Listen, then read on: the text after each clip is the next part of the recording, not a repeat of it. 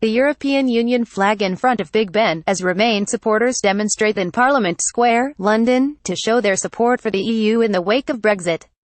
Press Association photo. Picture date Saturday, July 2, 2016.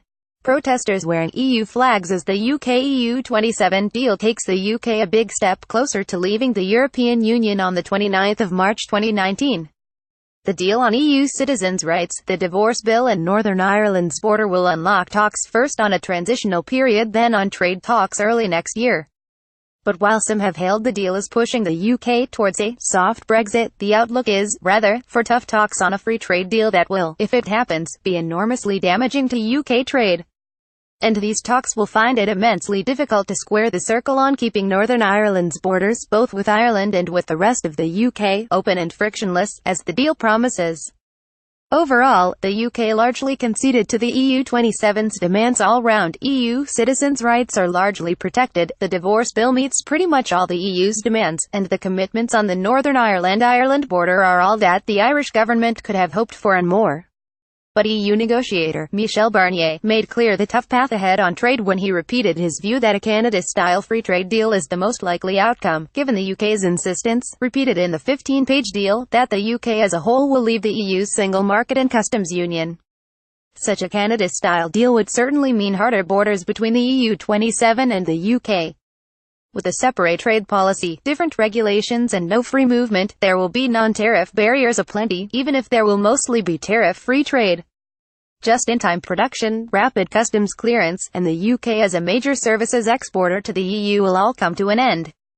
Nicola Sturgeon is surely right to contrast the language of the deal, and its assurances that Northern Ireland will face no border either with Ireland or with the rest of the UK, with the heavy unionist language on the hard border Scotland would face with England if it went independent.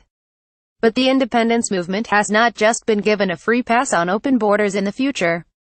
If there are hard borders between the UK and EU 27, with a Canada-style deal, then an independent Scotland and the EU would also face a hard border with England.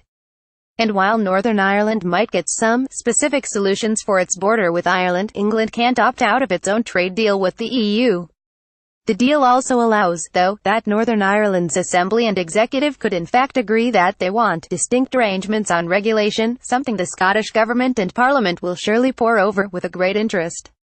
Yet it is very hard to see how a Canada-style deal can be squared with the backstop commitment, if no special solution is found to ensure alignment with those EU single market and customs union rules, which support North-South cooperation and the Good Friday Agreement. So in many ways the can has been kicked down the road, and once trade talks start in earnest, meeting the promises now made in writing on Northern Ireland will be tough, if not impossible, at least for the Tory government to do.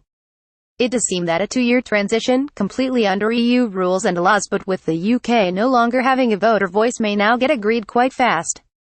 But once the EU 27 set out the criteria for a Canada-style deal, more businesses will trigger contingency plans to move to the EU 27.